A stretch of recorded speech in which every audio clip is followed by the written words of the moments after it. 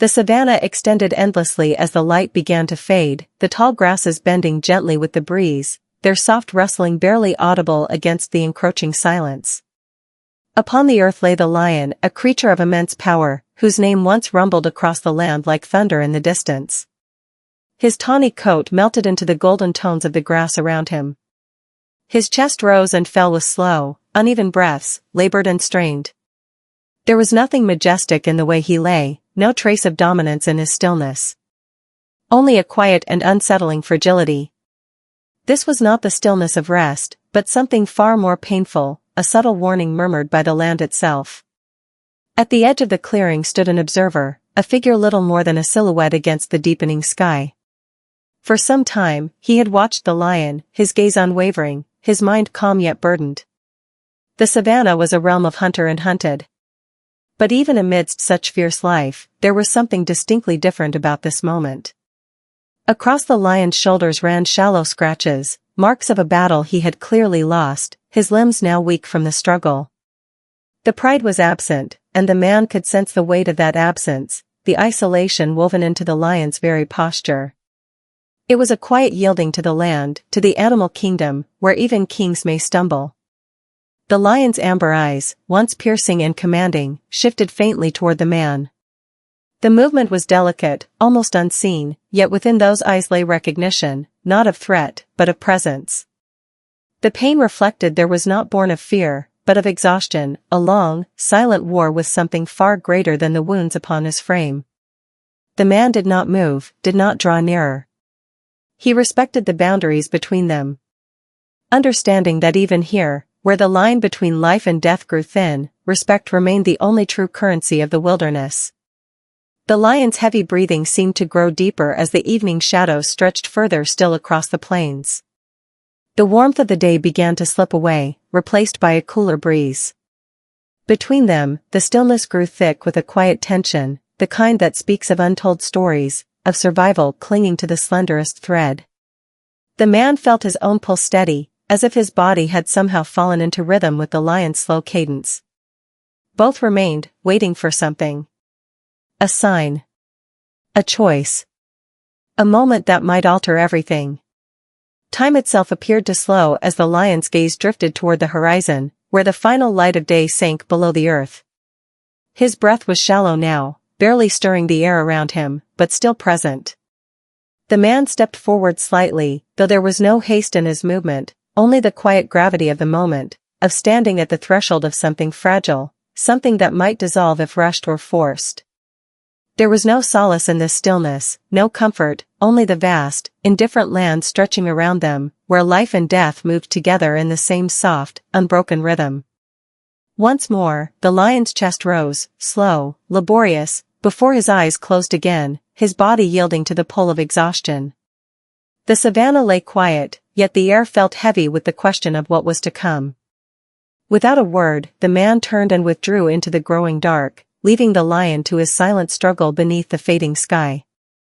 As the final sliver of sunlight vanished, the wind whispered through the grass, and the man disappeared into the shadows, his heart carrying unanswered questions. The lion remained still and unmoving as the night closed in around him. Minutes passed, though in the heavy stillness, they felt like hours. The lion made no effort to rise. His breath came shallow and uneven, a stark contrast to the powerful, steady rhythm it had once been. His left rear leg, once a symbol of strength and elegance, now lay bent awkwardly beneath him, a quiet testament to his ordeal. The wind barely stirred the grass, and the world itself seemed to hold its breath, waiting for something, a sign, an answer, or perhaps an ending. The lion's amber eyes, which had first turned to the man in quiet acknowledgement, now remained fixed upon him. There was no fear, no aggression in that gaze, only something far more delicate. A silent plea. A recognition of helplessness. An unspoken invitation for aid. The man stepped closer, his heart pounding in his chest. There was no urgency in his movement, only a calm deliberateness sharpened by years of working among wild creatures. He could feel the weight of the moment, a connection forming between them, a wordless understanding passing from man to lion. Though he had faced countless tense moments in the wild, none had felt quite like this. The rawness of the situation was undeniable. The lion was not merely an animal in distress. He was a creature adrift, a monarch whose kingdom had slipped away. The man understood the quiet truth, that the lion's chances of surviving alone were slim. He could sense it, the subtle change in the air, the weight of the lion's gaze pressing upon him as if silently awaiting a decision. The savannah, so full of life during the day, now felt eerily silent. Only the faint drone of insects in the grass broke the quiet, a soft, distant sound that reminded the man of the world still moving around them, unaware of the fragile scene unfolding. The man knelt, his movements slow and deliberate, as though matching the lion's own wordless patience. He spoke, his voice barely above a whisper, a calm thread of sound that might have been carried off by the wind, had the moment not been so still. "It's okay, boy," he murmured softly, offering reassurance, though he knew the lion could not comprehend. It was a sound meant only to comfort, to close the distance between them. Years of wildlife experience had taught the man the value of patience, of listening without expectation, of offering quiet presence rather than forceful action. But this quiet, fragile exchange, was something else entirely. The lion did not respond with fear or hostility, nor did he retreat. He simply remained, accepting the man's presence with a quiet understanding that mirrored his own. There was no struggle, no instinct to flee, only the silent bond forming between them, built on shared recognition of suffering and the mutual desire to survive. The man stayed kneeling, his hand hovering just above the lion's fur, not daring to touch, waiting for a sign, for some response.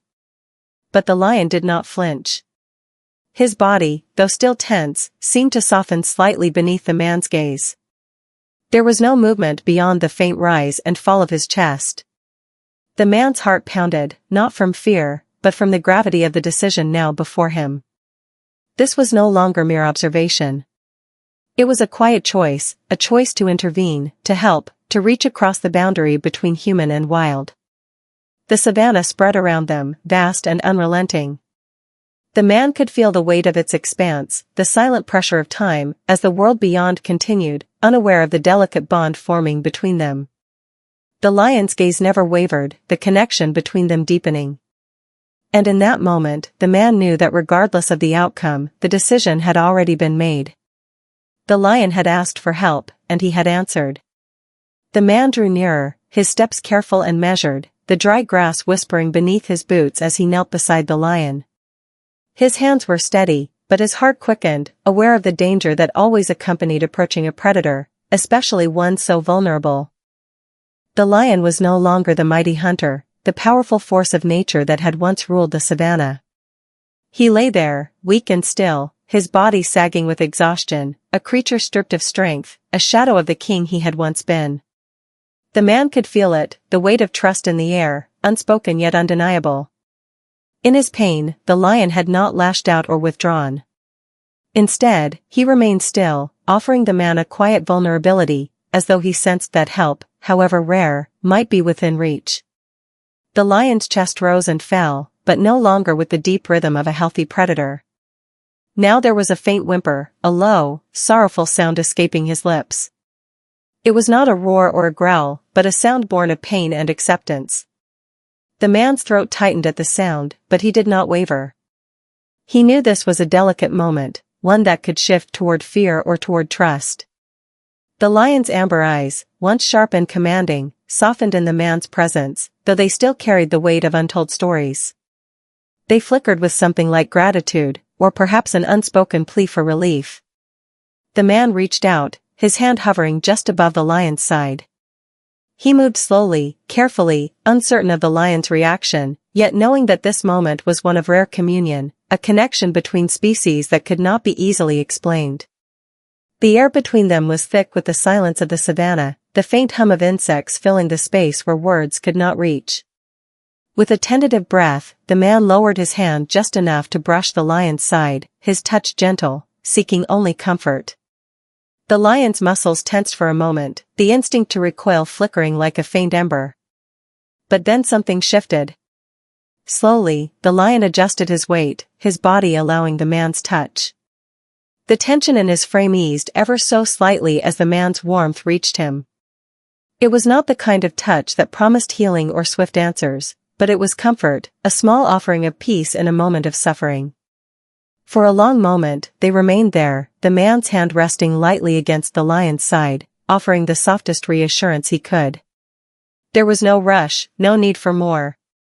The lion did not move to fight, nor did he seek to flee. He allowed the man's touch, as if to acknowledge that in this brief moment, there was no need for fear or aggression, only the quiet exchange of something deeper. Trust, perhaps. Or a shared recognition of vulnerability. The man stayed there, his heart beating steadily in the quiet of the savannah, knowing that he had entered a space where few ever ventured. It was a rare, fragile bond, born not of words, but of presence. A moment suspended in time, where two creatures, so different in form and in life, shared the same breath. Hours slipped by, their passage unnoticed in the quiet wait of the moment. The man remained beside the lion, his presence unwavering, offering water and carefully tending to the deep wound on the lion's leg. It was a painful sight. The injury was severe, raw, jagged, perhaps the result of a fight with another predator or a cruel trap.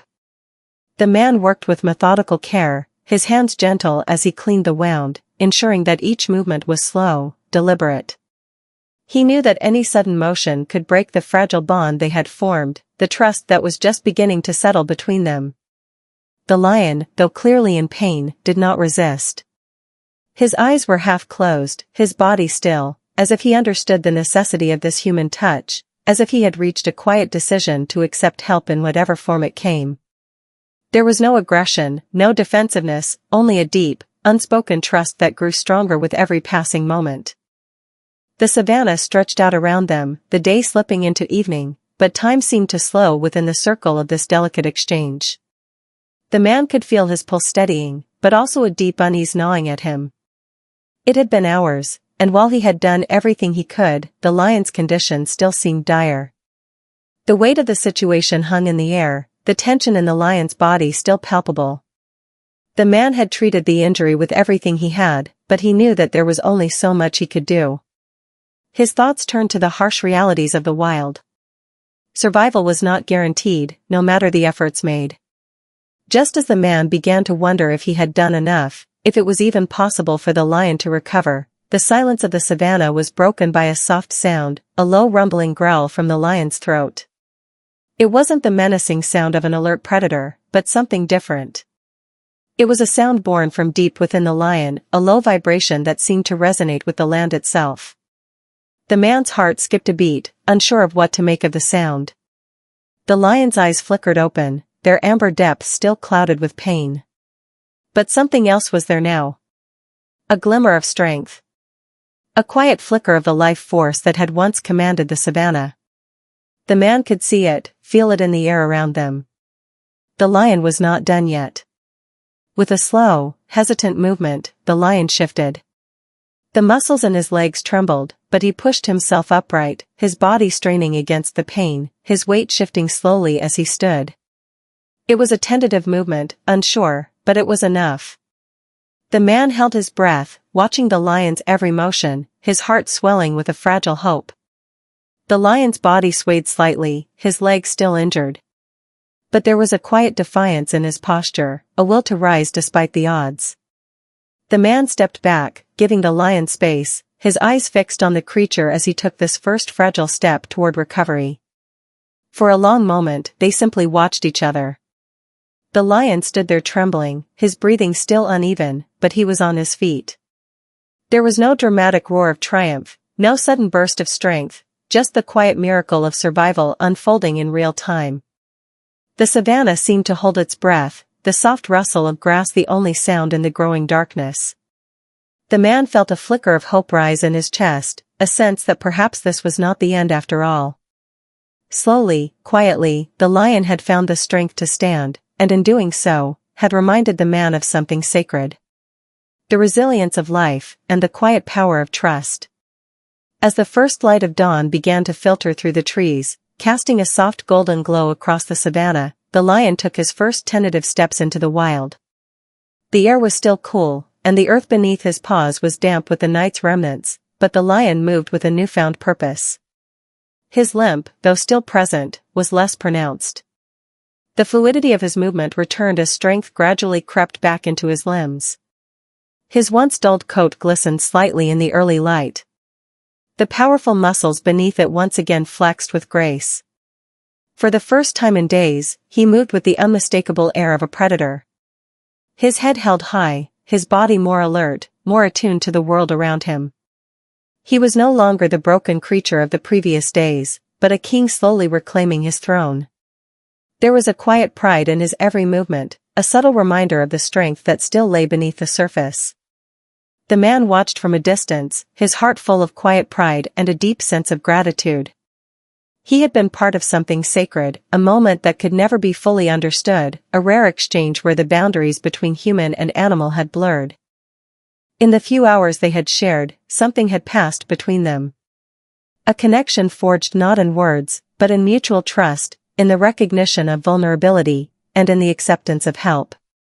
The man knew that the lion's recovery was not a simple thing. It was a small miracle, a quiet triumph over pain and isolation.